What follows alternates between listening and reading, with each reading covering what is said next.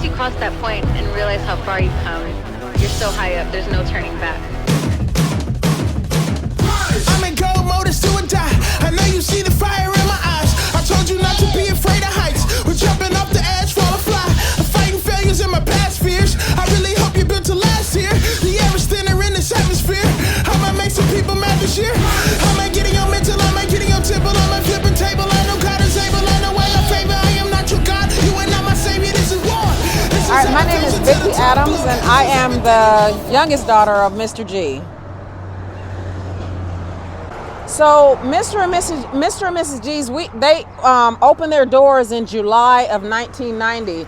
And it was, I think it was just a combination of my stepmother, Addie Garner, and my father, William Garner. I think it was just a combination of their love for cooking that brought the restaurant together. Even before the restaurant, they were cooking out of their home. So they were cooking out of their home. They were serving the community out of their home. They did what they needed to do, you know, with business loans, pulling money together. And then, you know, and there was Mr. and Mrs. G's, born July 1990. And here we are today, almost 31 years later. I think it's really a big deal to have a Black-owned restaurant. And I think it's really important for people to understand. I mean, it's not easy for any business, Black-owned or anything, to stay open for 31 years.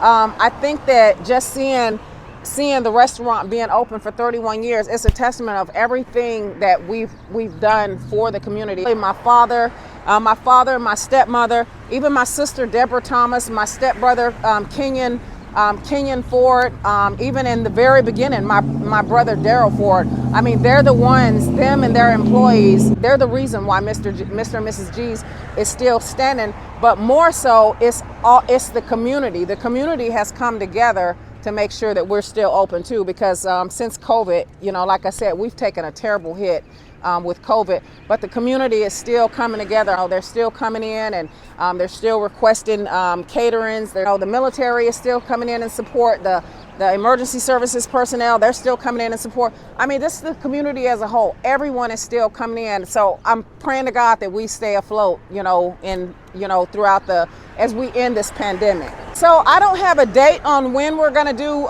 the grand opening, because we've just started doing all the work. But we have had an architect to go ahead and come in, and he's looking at redesigning and possibly even putting out an outdoor patio. We'll be doing blues music. We'll be doing an atmosphere that complements the food. So it'll continue to be a mom and pop type soul food eatery, but we're gonna add a little bit more culture to it. Bury me and I'm gonna rise. You know why real legends never die. So to have a place where you can have the food that you grew up on is definitely one of the big impacts, because they grew up on the food that my father serves here. So to have a restaurant like that here on the east side, where you can bring that taste of home to the older community and then introduce it to the younger generation, that's a big deal for me. And then the other impact that the restaurant has had, I mean, we do a lot of community service. I mean, my dad, him and Miss Addie, they made a lot of charity donations. The Rotary Club comes here and he feed them for free annually. There's a program, I think it's called Under the Bridge, on Fridays, they would donate all the remainder of their food to Under the Bridge. That's really nice. It's more of a staple, more than just food. Yes, yeah.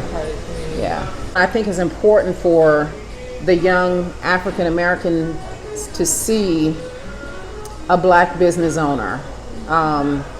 And not just to see the Black business owner, but even to my father would sit right in this corner. I don't know if you've ever been here and seen. He would sit right in the corner. When Miss Addie was alive, she would walk around. So it's important for the younger African Americans to see another Black couple that struggled and persevered and created this business that's lasted for almost 31 years. And then, just the struggle that they did. It's important to know that they weren't educated.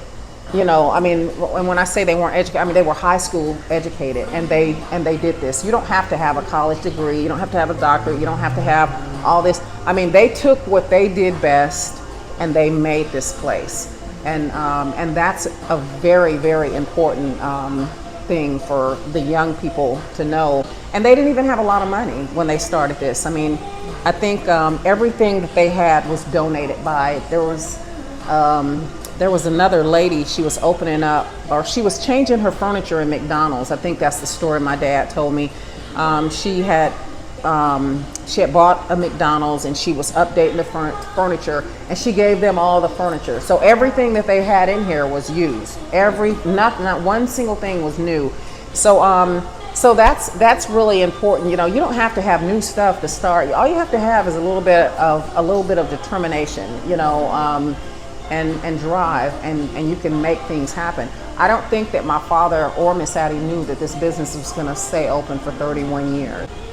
But I'm glad that they continued to do what they needed to do to keep the business open. Their employees, the employees have done their part, and the community as a whole has done their part in keeping the business open and to make it a part of history in San Antonio. So when you hear the name Mr. and Mrs. G's, I don't care where you go. Somebody's gonna say, oh yeah, I've heard of Mr. and Mrs. G's. Oh yeah, I grew up eating there. Oh, my mom eats there. Oh, my grandma, I've been in here and I've seen my father sitting in the corner, and I've seen young adults say, oh, there's Mr. G. Oh, I've been knowing Mr. G since I was this big. And then you see the little ones, he'd sit in that corner and pass out the lollipops, So I'm glad that we are a part of history. Well, it helps too that they're really good at the cooking.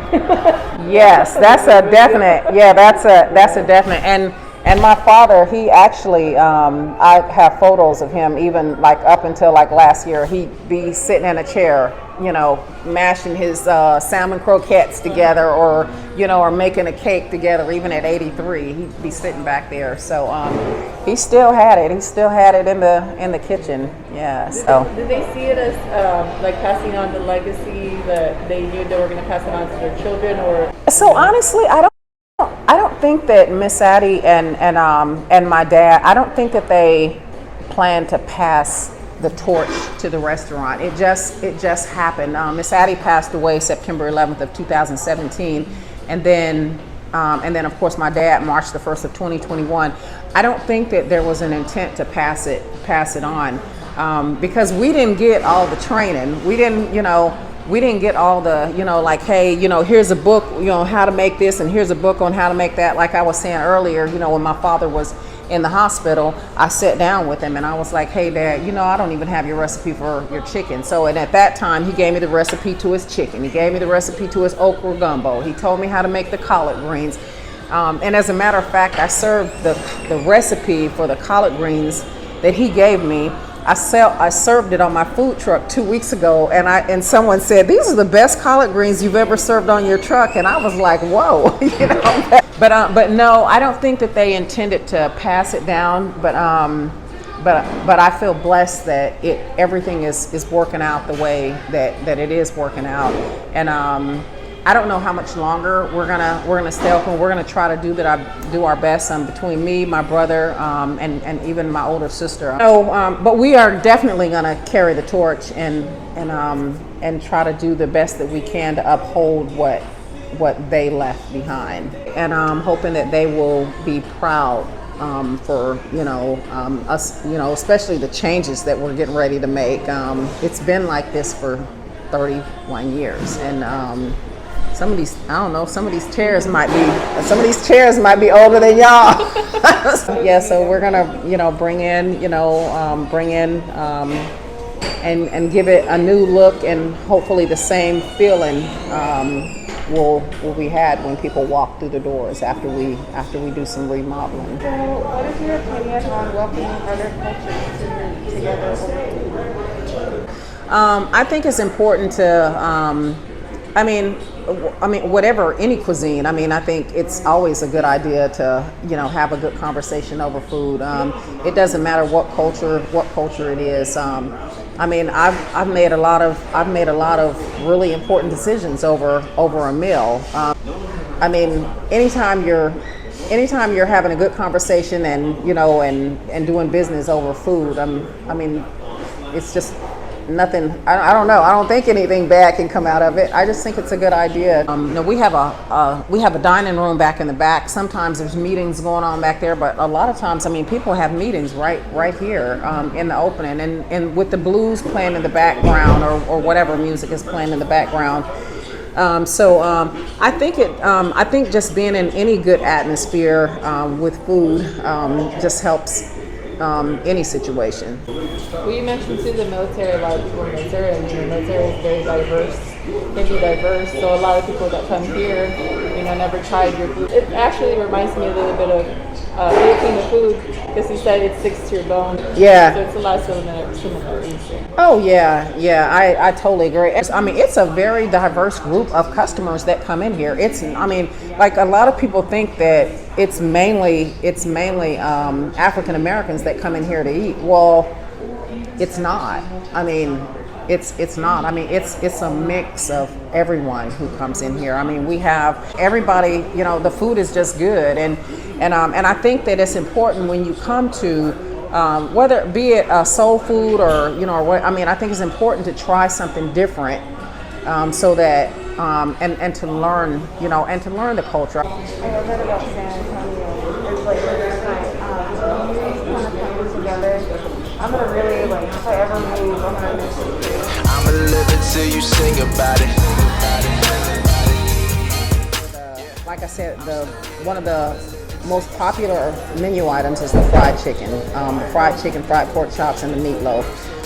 And then there's an art to making the gravy here. I can't even tell y'all that. I have to, I'm still here and we gon' live it. The hardest thing about the restaurant was just watching my dad get older, and even though it was his love, just watching him get older and still work in the restaurant. But it was what he wanted to do. So, it took, once he passed away, that was when, I think that's when everything came to me, and I realized, I didn't want him running to Sam's late at night. I mean, I try to, we have vendors, Cisco, Benny Keats, and Laxons. We have all the vendors, but for some reason, he liked getting certain stuff from Sam's, and he loved getting certain stuff from HEB. I remember when he first opened the restaurant and they couldn't afford things, he cooked the scraps of the cabbage. He would have the manager up at HEB to bag those scraps of the cabbage for him, and that's what he cooked and served up here. No one knew that. Same thing, he got like some of the older produce. This was the HEB up here. It was on Goliad. Now it's since moved across the street. But I mean, matter of fact, one of the old HEB managers texted me or sent me an email not too long ago, and he said he remembered, saving the scraps for my dad when they first opened the restaurant. They couldn't afford a whole bunch of stuff, so that was what they did, and that's pretty awesome right there. When you can take, but that's what, I mean, it's awesome, but that's what a lot of the black community has done for years. Again, pig feet and ham hocks, that wasn't something that was served. And just like those scraps off the cabbage, those old pieces off the cabbage, that wasn't something that people kept. It was considered trash. But my dad had those managers to bag that stuff up, and he'd go and pay like 10, 25 cents for a whole bag of them, and he'd make cabbage, and no one knew. No one knew. No one complained. No one complained. Yeah. Yeah, so And like you said, that's been tradition in African community forever. Yeah. It's like, to make do with what you have. That's right. And that's what my father always did. He always made do with what he had. My father was He was an E5 in the Air Force. He didn't retire as a high-ranking person. He did 20 years. He retired as an E5. He was a junior airman out here on Brooks Air Force Base with us 3 kids, and all the kids hung out at his house because he cooked. And even as an E5, I don't care, you know, he always made a way to feed neighborhood kids. And then when he and Miss Addie came together, they continued to do that. I mean, she didn't have a lot of money either, but they always fed the neighborhood. Everyone went to their house and ate. They always made a way to feed people, and not just 2 or 3 people. They made a way to feed the neighborhood off of, you know. So, and on the holidays, you can go over to their house and you can get a free meal. You know, that's what they did. So there's so much. I mean, there's so much history tied into the restaurant that's not that started before the restaurant ever even opened its doors. I mean, Mr. and Mrs. G's, you know, they lived down the road before they opened up, you know, an establishment at 2222 South W.W. White. I mean, they've always done what they did up until the day that they died. So.